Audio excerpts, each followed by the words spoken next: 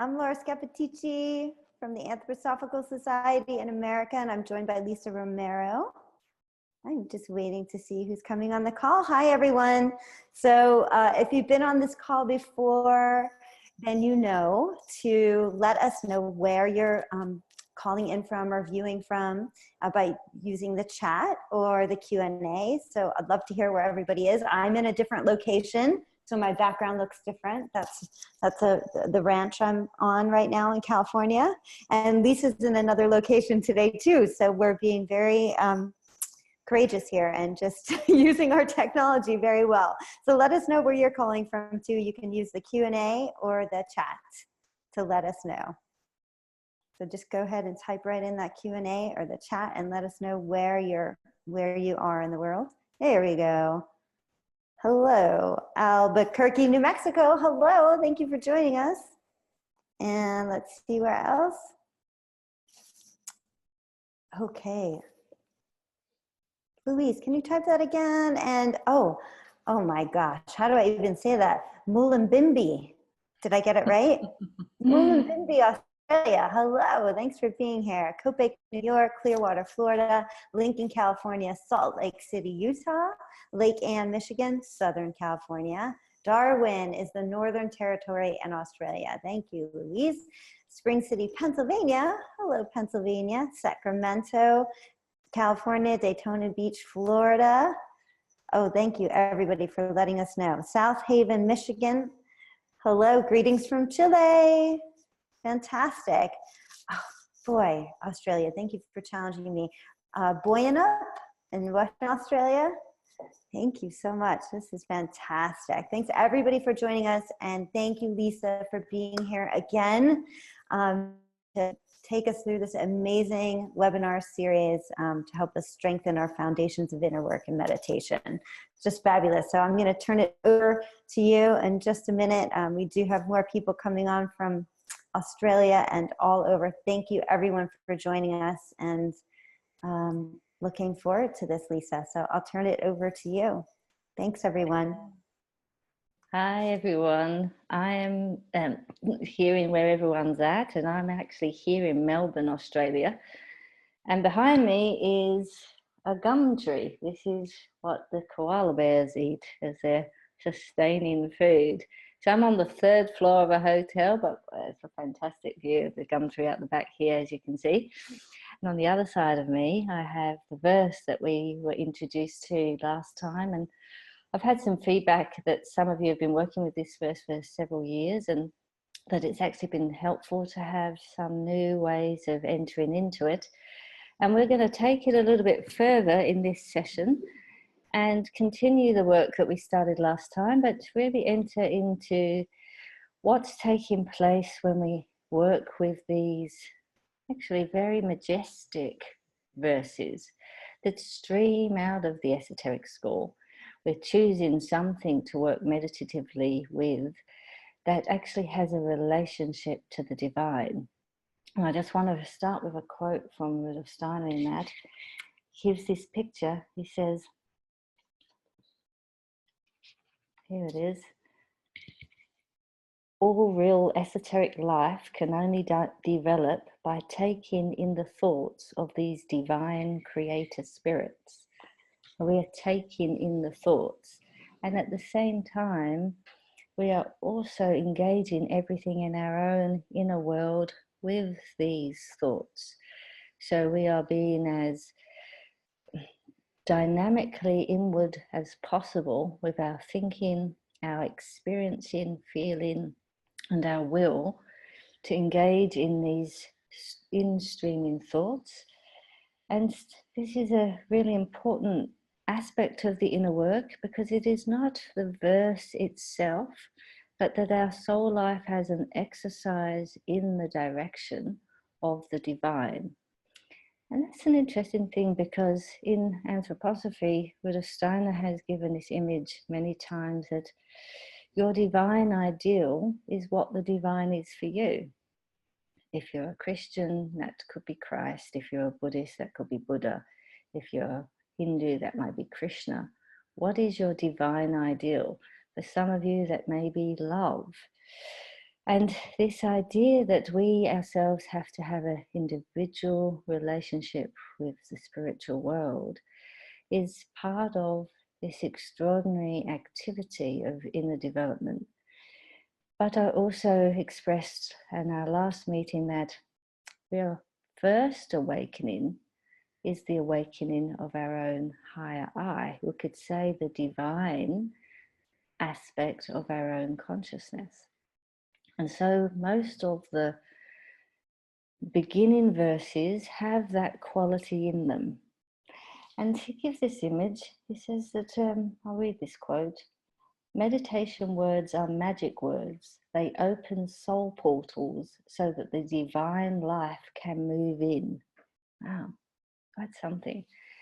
We should not keep repeating the words meaninglessly, but should be clear that these words open the soul to the instreaming of divine beings, just as the flower opens and lets in the sunlight.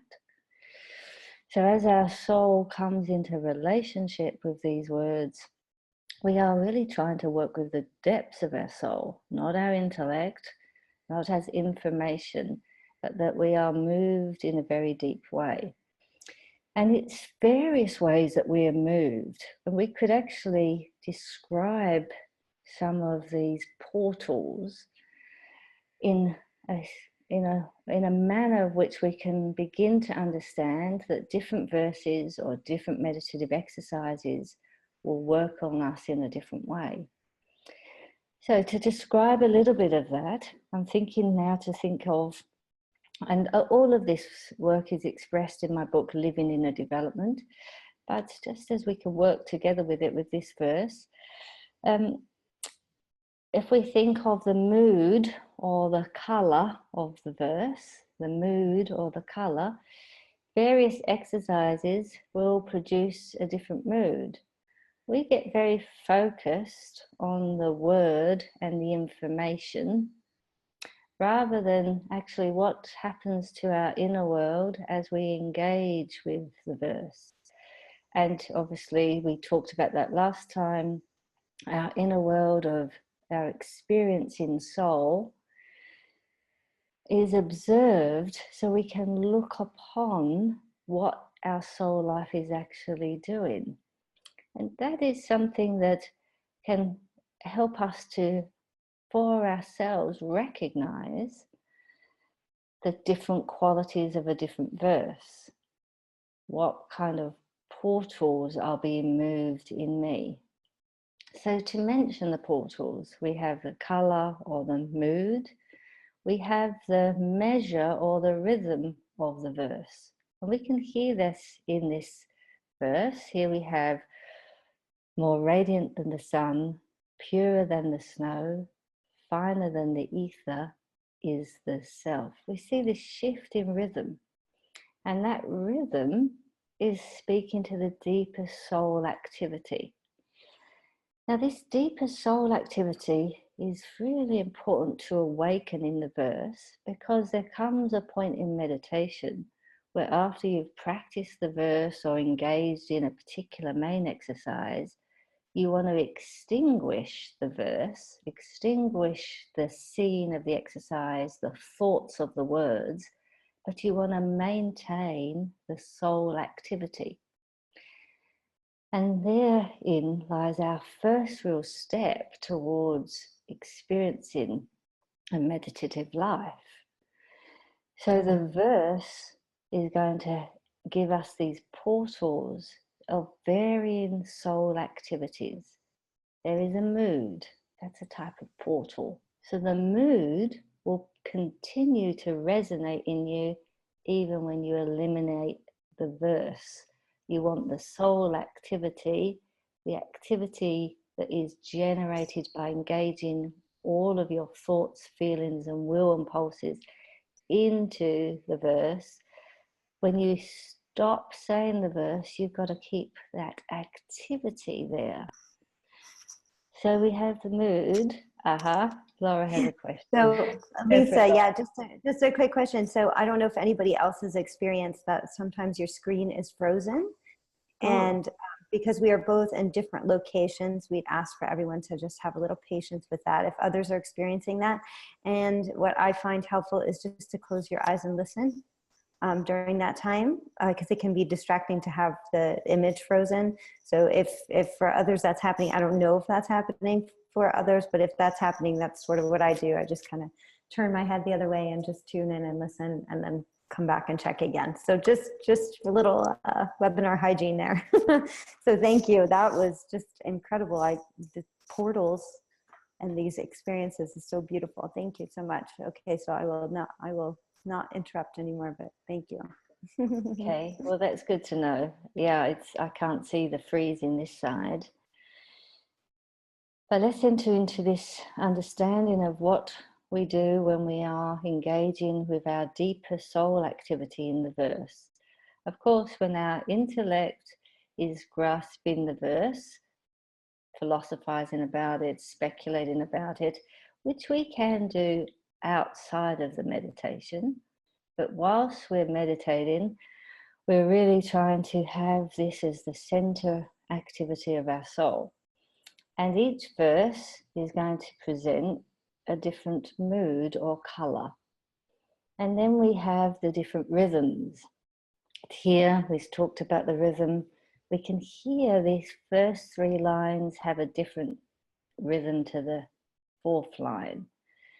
And it's here where we also see the number law, which is the number portal that links to the rhythm, because the rhythm and the number, as we know in music, comes together. In fact, we never really experience a portal alone in the sense world. All the arts have a combination of these soul activities working together. And when we engage with the verse, we are engaging our soul so that these soul activities are really activated, so that when we get to the important step of extinguishing the verse, the words, we keep the activity as dynamic. That's really a step in meditation that some people can forget. But in fact, it is one of the most important aspects of beginning to experience an activity of your inner world, which is not based on your sense perceptible world. But we are using the clothing of this verse, which actually helps us get there. Now, there are certain portals, like the portal of sound, which of course is changed during translation. And so people can sometimes be fixed that they need to have every verse in the German, for instance. However, this might come as a surprise to some people, but the spiritual world don't speak German. They don't speak English. Actually, the portal itself will be changed as a portal of sound, but in all genuine esoteric work, not all portals disappear. So there is still the mood, there is still hopefully the rhythm, we still hear the number law, but the sound will be lost in translation, but not all portals will be lost. We also have the portal of direction. What direction does the verse move us into? We have the portal of movement. Each verse or exercise creates an inner movement in us. And even the portal of form, where we are feeling that we are shaped inwardly by a verse or a main exercise.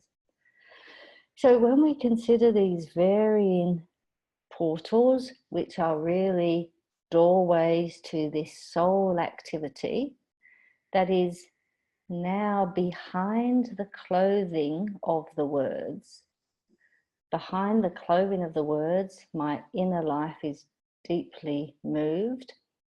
And then when I come to extinguishing the verse itself, what I want to maintain is all of that inner activity, so that that is still present.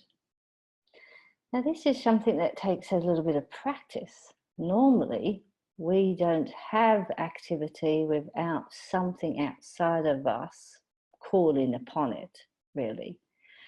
So to have this state of deep activity without external content, then perhaps we can recognize a different state of inner being. And that experience for some, when they get to that place where they can experience activity without the content, is really their first taste of the possibilities of a meditative life. So we're going to look at some of these portals together. And this is not so that we do any of this analyzing during the meditation, but so that we get a little bit of a recognition of what activity is. How do we develop inner activity without content? But it's not just any activity, it's activity that's been produced by these divine in-streaming thoughts. So let's work with some of these together. Now I want to look at this number law and the rhythm of the verse. So we hear this in the verse itself, and we can sense it, that there's this rhythm, number, and movement all at the same time with these lines. More radiant than the sun, purer than the snow, finer than the ether is the self. Now this number already is somewhat known to the deeper activity of our soul. Although we might not know about it consciously, there is an understanding that when we experience certain numbers in the depths of our soul, it has a way of educating us about what is speaking. And when we hear a number one line is the self, we know that a one, we may not know this consciously, but the number one is a God number. It's a divine number. When we think of the oneness or unification, that one number is something that, as Steiner said, we find it very hard to understand. Because if you imagine nothing but one, it's so hard for a human being to do that, because there's always two. You and what you're imagining already is two. It's not one. But that idea of one gives us this expression that this is the self, is not talking about my personal self. Even on a good day, we might not say, oh yeah, I'm radiant, more radiant than the sun. It's not. The personal is the self. So we already know this. Even though we can fathom it out with our intellect, our soul, inner soul activity, encountering this rhythm of this verse, the number law, the movement, when we hear the is the self, there's a recognition that this is not this everyday self. It's connected to this higher self, the higher self that we have been wanting to connect with. So here it begins to speak about it, not to our information, but to the deeper soul activity. So here we see this portal of number, which is different in different verses. And then we can consider, for instance, how do I become more and more aware of an activity of the soul rather than the content of the soul? And we can do a few exercises to come to understand that ourselves. So if, for instance, we were to all close our eyes right now and try to imagine vividly a black wooden cross. Now,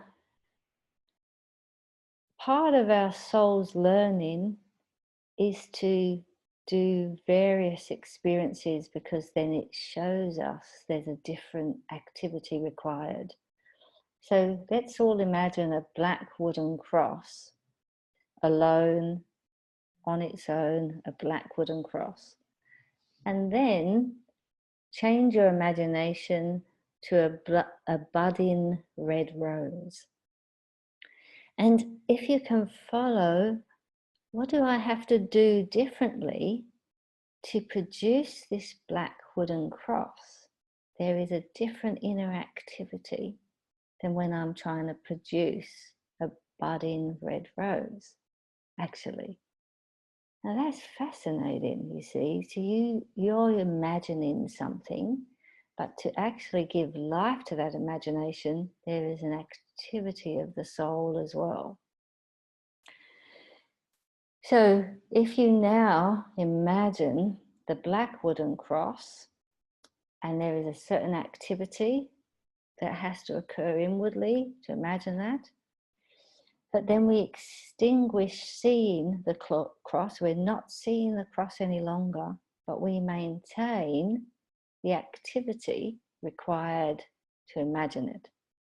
So that's a very simple, obviously, bare bones of what we're doing, with a much bigger process than when we're doing a whole verse. And we'll keep giving you different examples of this, because this is not an easy thing for us to cultivate a relationship to, but it's a very important part of the inner work. So we can do an exercise right now where we can look at something in our room and look at it as though you're trying to really see what is there. You're using your senses, but you're focused on what am I looking at. And then you close your eyes, but keep looking with the same intention, even though you're looking at nothing.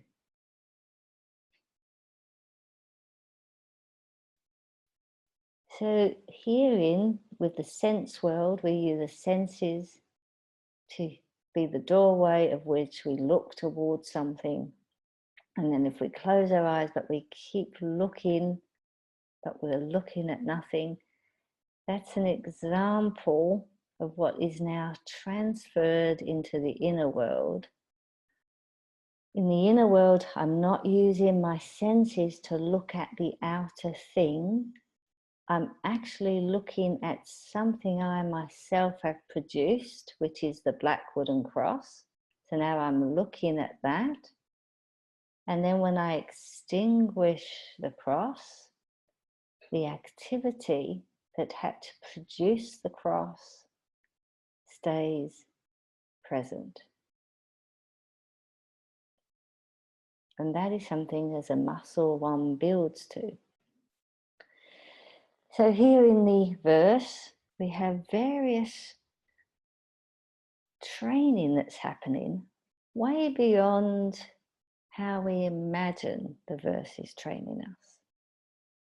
And we're not trying to create a speculation of that or philosophize about it or pull it apart during the meditation. We can do all that outside of the meditation to realize that it has all of these various activities that are building something inwardly. I want to read another statement by Steiner here. Here we have this picture in our meditation. We should not let any outer thoughts, no feelings or sensations from the outer world into the sanctuary of our meditation and concentration. Otherwise, the source of strength through which we attain the growing out and up of our human forces to the higher self isn't stimulated. We cannot find the higher self as it repeatedly retreats before us. So you're not taking the thoughts, the feelings, the sensations of the outer world. This is very different from Goethean observations, working into our outer world, and then having reflections inwardly. You're taking these thoughts, feelings, and sensations that are solely produced internally. We're given the verses, the main exercises that we can work with that will cultivate that inner activity, so that all that is there is the thoughts, sensations, and feelings of what is belonging to this birth. And then this in itself, in our meditative life, the next step is to extinguish the outer presentation of the verse or the picture of the rose cross or whatever the exercise is. We now stop seeing that, but keep the activity present. Again, this is not the easiest part of the meditative practice, but this really allows us to develop this other faculty, which is cultivating this deeper soul activity. We've gone from content that is really stimulated purely by the outer world, our thoughts, our feelings, our will impulses, our everyday self, full of the content of that stimulation, including indoctrination, belief systems, all of those things. We've removed ourselves from focusing on that. We're bringing our intention now into this inner world, taking a verse or a main exercise that we know streams out of the esoteric school, so we know that it's trying to cultivate a relationship to the divine spiritual world. Here we have a verse that's cultivating the relationship to our own higher I. We involve ourselves in it so intimately, so fully, that that's the only content of our soul. And then the next step, we're going to extinguish the verse itself, but we maintain the activity. Everything I had to do inwardly to create that verse. Let's just try another small exercise. This is around the portal of direction. I want you to close your eyes and in front of you, draw a cross. Put your hand out in your front of you and draw a cross. Everyone do that? Okay, yeah. As I could see on the screen with Laura, as it happens with everybody, we go from above down in our cross. Now that one line is direction and movement, but I want you to actually now do that line down, experience what that's like inwardly, and then do this cross backwards and see what difference it is. Just a single line in direction and movement that's different.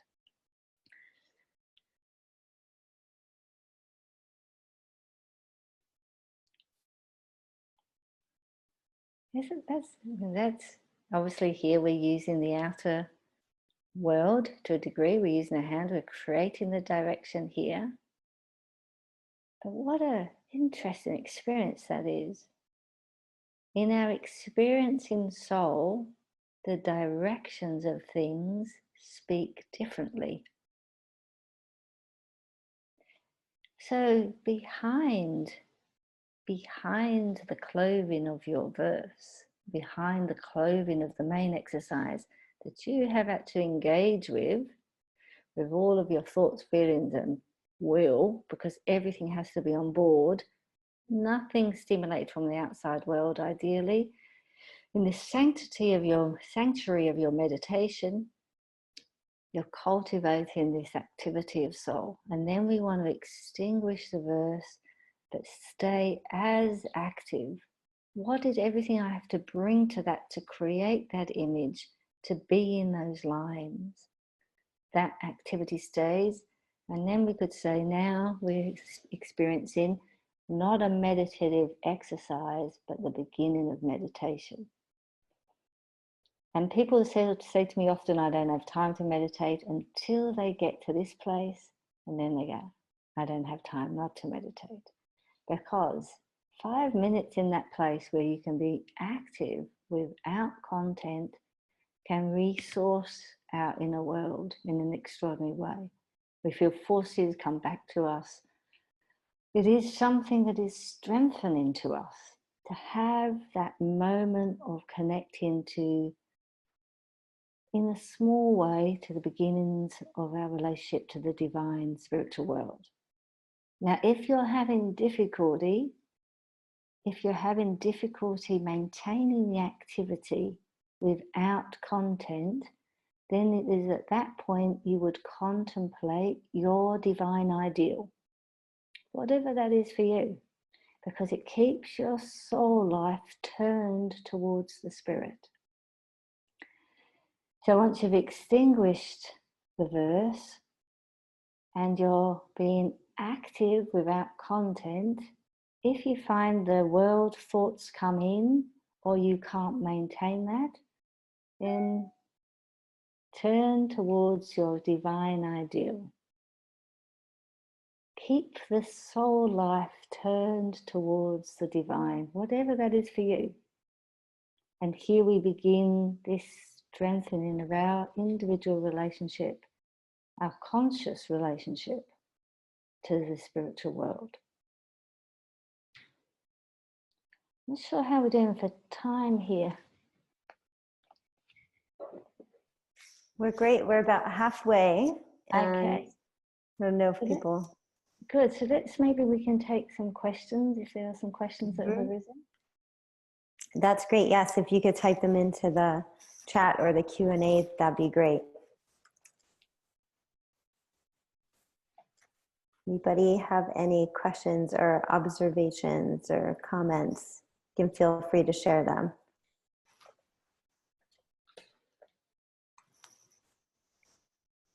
Everybody's still drawing their line up and down. Okay, Emily is asking, what portals did the exercises open? So you said direction is a portal. Well, okay, we have mood already. So when we look at this particular verse, we can see that it contains a mood. Most verses contain a color portal, a mood portal.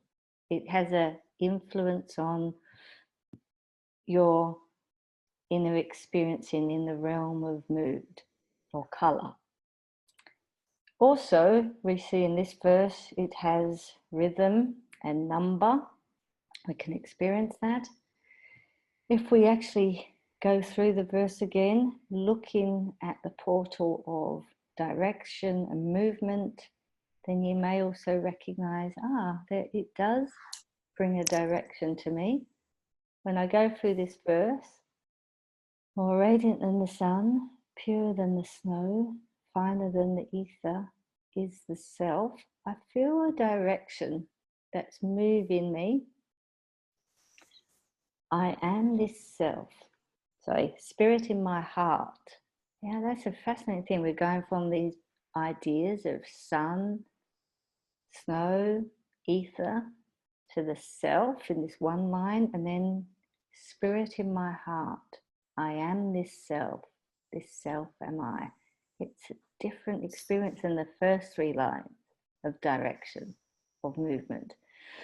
Now, again, we don't describe this so that people intellectually go in and analyze and pick apart everything, but we actually describe this because we want to understand there's a difference between content and soul activity.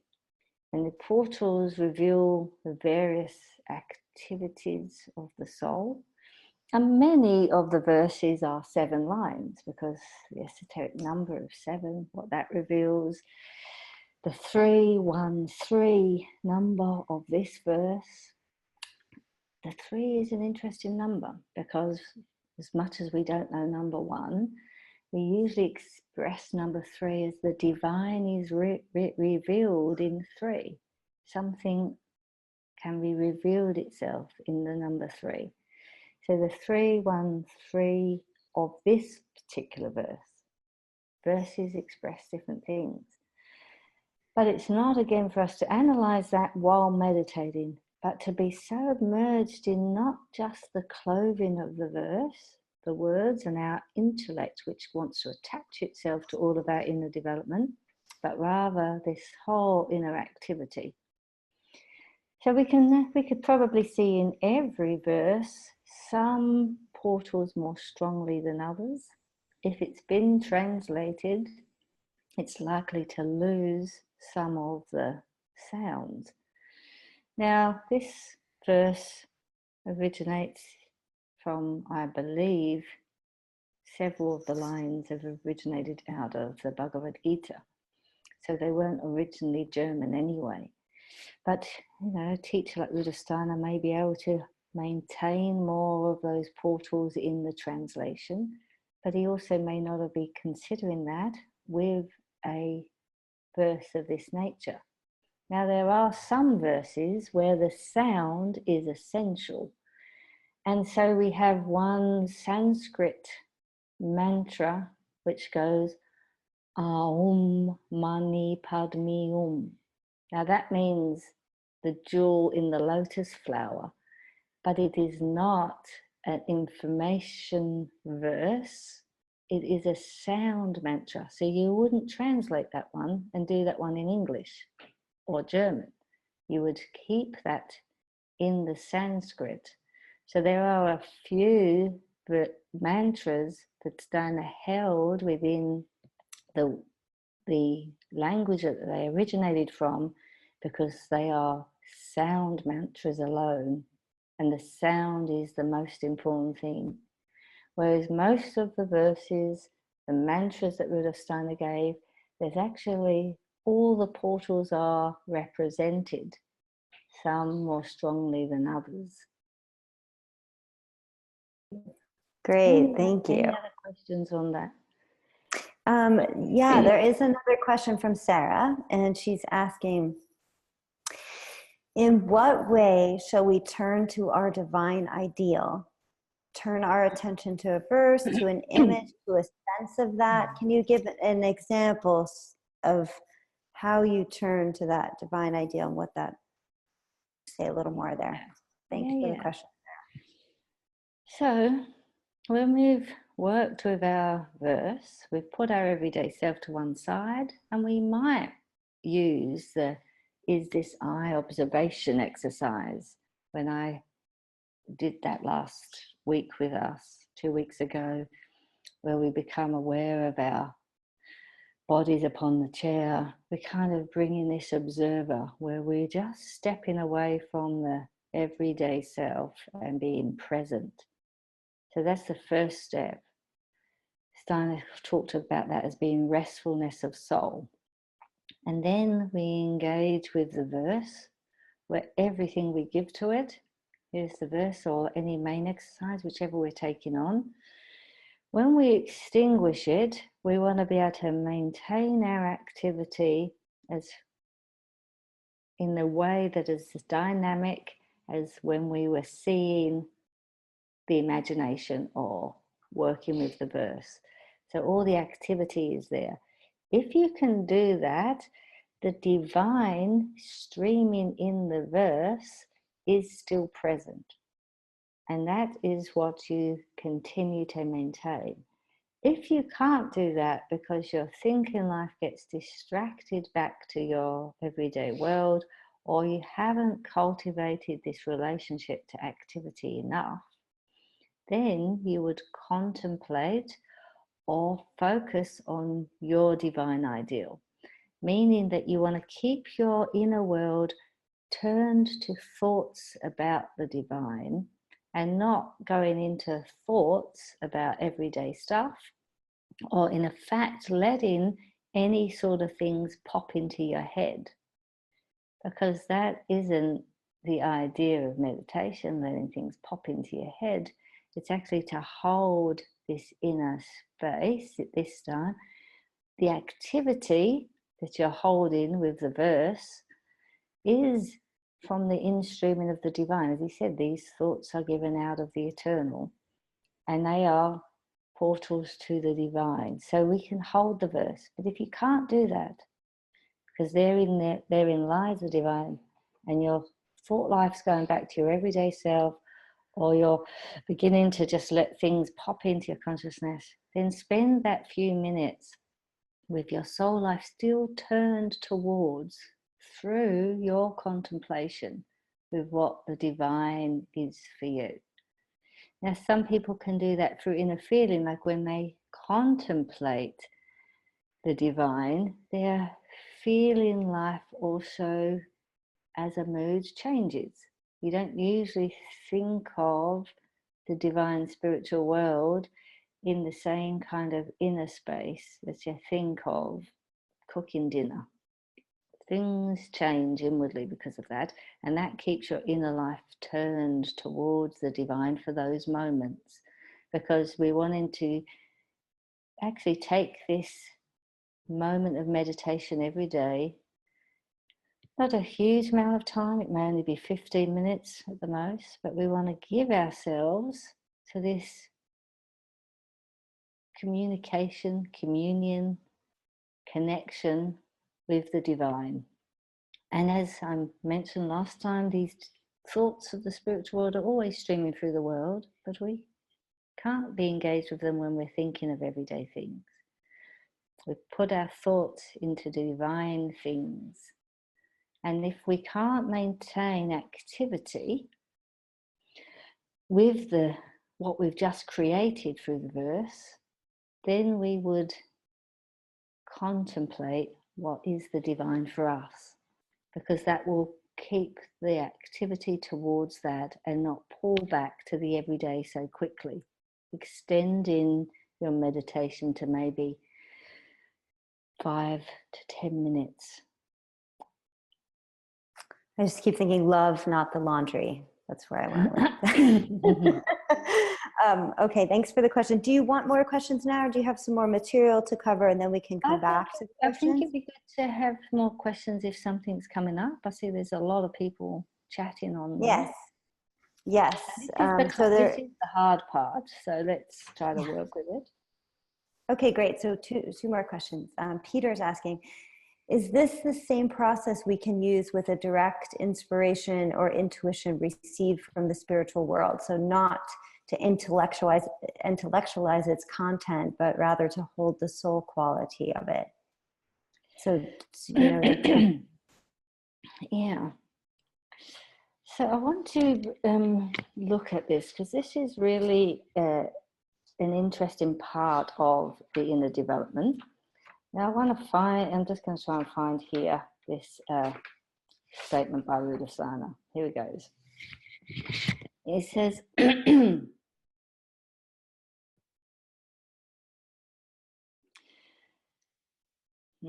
actually, no, that's not quite the way I want to work with it.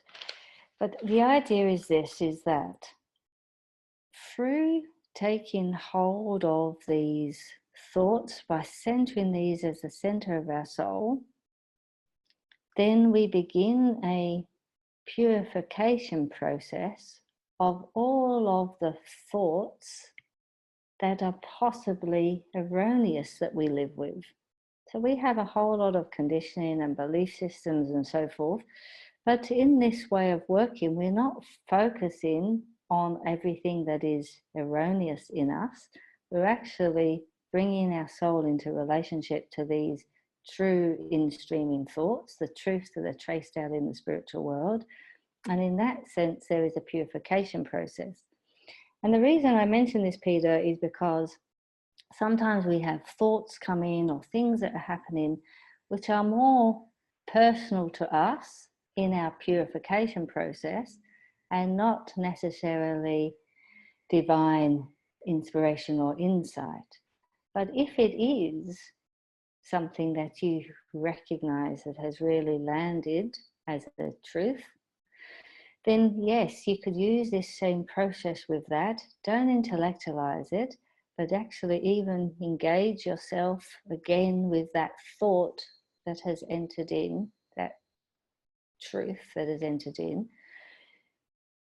Make that the center of your soul, and then extinguish again, so you can experience actually what is behind that, because any truth, in a way, represents itself only as a facet of this multifaceted diamond that it could be. And we sometimes take this one experience and say, oh, I have the whole, when in fact, if we keep meditating with that, taking it inwards again and again and again, more and more is revealed. And many people would say that. We had some feedback where people said they've worked for years with this verse, and that's a great thing, because it shows us that actually as we work with it, it's working with us, and there is this deepening and deepening of relationship formed, and more is revealed to us, and even formed in us through taking on a meditative practice. And everyone would have that experience that there's sometimes you've read one of Rudolf Steiner's lectures and you kind of don't understand it, and years later, after shifts and changes in yourself, you read that lecture again and it makes absolute sense, because you needed to be different to actually read it. And that's what happens with these verses. As we change, more is understood or experienced or revealed. So there is this growing relationship that we have. Thank you. What a nice evolution to look forward to if we practice. Okay, next question from Tracy. We talked about this the observer last time. And so Tracy's asking, is the observer observing at the same time as the soul active? Okay, that's a good question. Because in a certain way, you could say when you're so fully with the verse, you're absorbed in it. And so it is really a engagement with it where you're not watching yourself being absorbed. So when you're really fully with the verse, but this is one of the pictures we brought last time, through the inner development path, through taking on the training, these other capacities begin to grow in us. We notice that our ability to observe ourselves and to look upon ourselves strengthens. We become aware that our experience in soul is actually more awake, more refined, more able to experience qualities. We also begin to see how our will is becoming stronger. We can stay with our directed thoughts. We can put more will into our inner world than we could before. So these capacities grow through taking up this relationship. But I have to be fully engaged in the verse at the time. But you can also have that reflection that you can feel that you're being moved. You can be aware of you're being moved, but you're not separated in the verse itself, because we are filling our soul with content. Excuse me, I'm going to have a cough.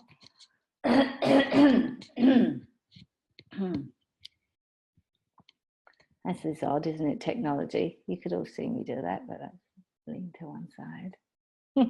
Just didn't want to cough down your ear. Yeah.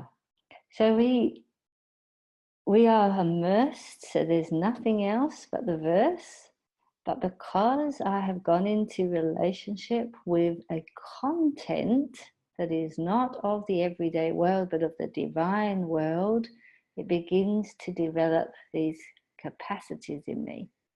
And so we begin to have this ability to be more of an observer in everyday life. In fact, I will read a quote from Rudolf Steiner, if I can put my hand on it. He says, in a sense, we have to rise above ourselves and accompany ourselves through life on a higher level, so to speak. That's interesting. Accompany ourselves through life.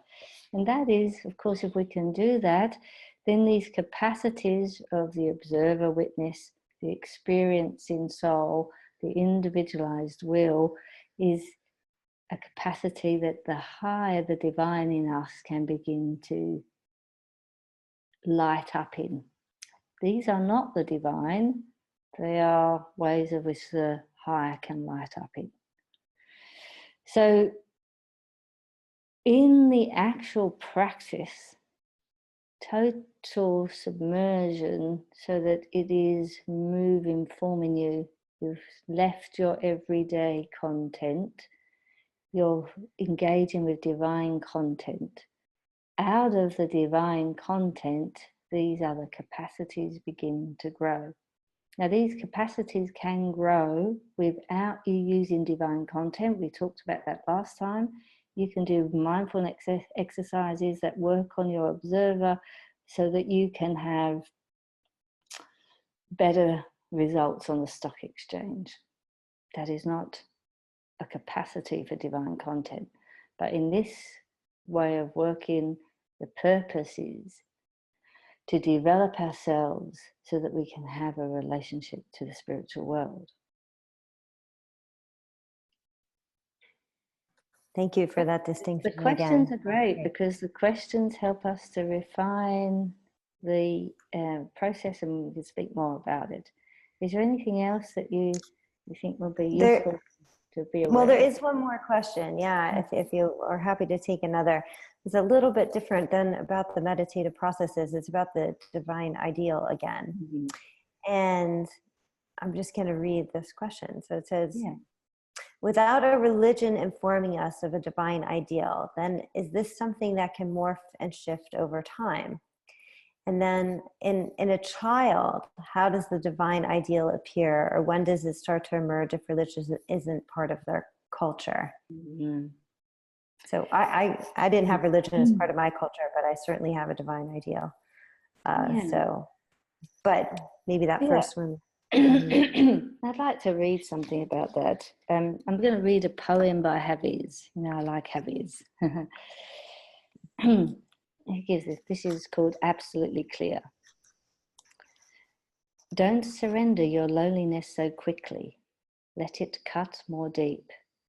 Let it ferment and season you as few human or even divine ingredients can. Something missing in my heart tonight has made my eyes so soft, my voice so tender, my need of God absolutely clear. It's interesting that what is this need of God? Now, of course, we hear this word God, we imagine religion. But actually, for a lot of human beings today, organized religion is diminishing, decreasing. In fact, we see that on all sorts of surveys.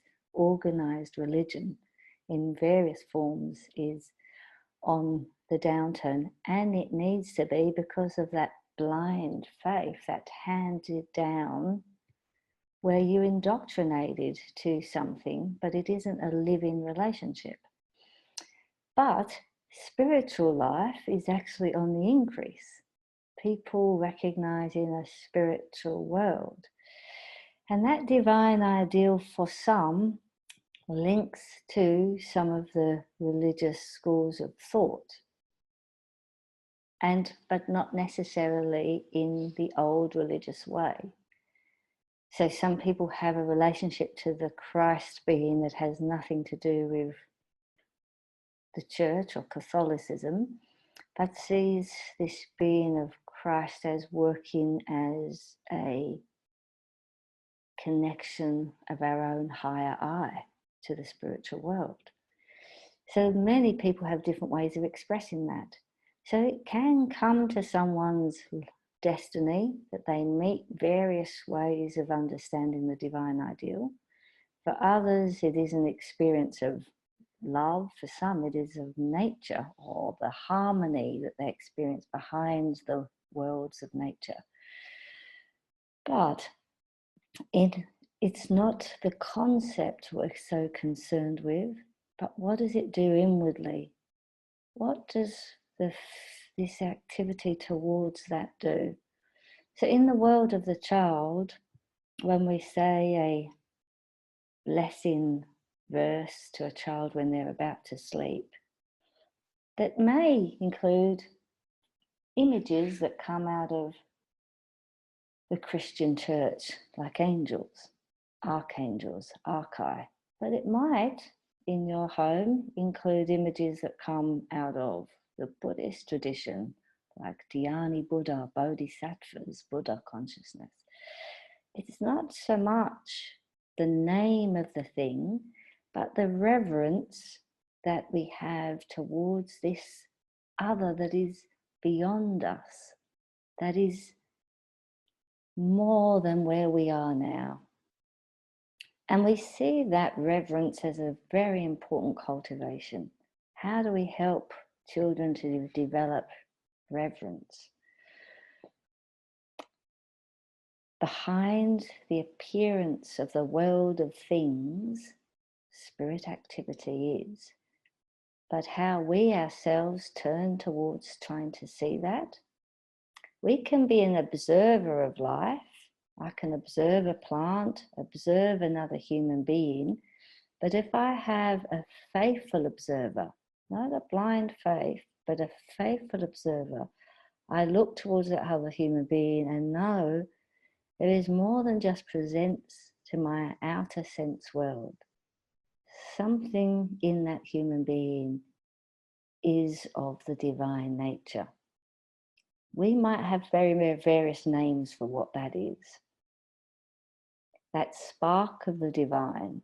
So my faithfulness to that, my faithful observer, is to know that there is spirit in the other, even though all the sciences now are saying that, oh, we're really just chemistry. But there's this movement towards a spiritual life because the deeper soul forces actually want that nourishment. We need spiritual food as like our body needs earthly food. But we are looking for what is the spiritual food of our age, what feeds the human being now. And so in our children's world, it's not that you give them concepts or ideas, but how we would approach even the smaller things.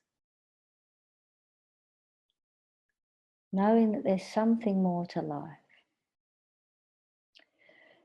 Now, for many people, that's very easy to put names and words and images upon, whether it be angels, whatever they utilize, the words to put upon. But it's not just the words, it's the being behind the words. And that is what the human soul, in your own activity, puts upon the thing.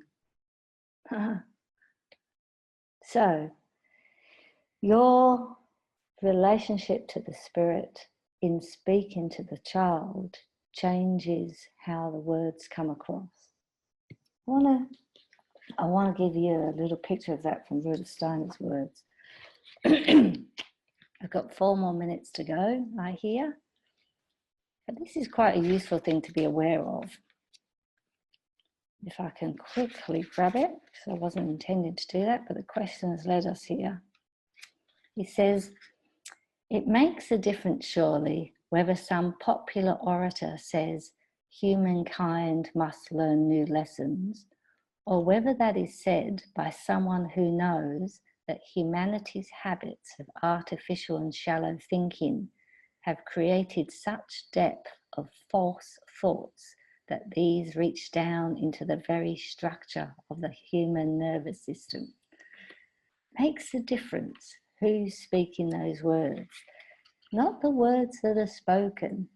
And this is a little part of Haviz, who says it in a very different way. He says, however many times that a parrot might say a number of things, will it make it true for the bird? And so it is with all the utterances about spiritual matters from people. If it is not built with not just words, but what's your soul activity when you say to a child that's going to sleep, sleep deeply in that place where you belong tonight, whatever that could be. You know what you're trying to say is actually connected to your spiritual activity. It's not just the words. You can say the words angels and it be empty information, or you can say the words angels and for you that means something of the divine. So we actually ourselves are bringing that divine activity to our relationship, to the outer world of things. Wow. Now, we will take another step in that, and in a way, we've just ended on the benefit for the world that we have a meditative life. And again, as I quoted before, science says we can do nothing more for the world's evolution than to evolve ourselves. And we begin to get glimpses of that as we develop our relationship to genuine inner work. Okay.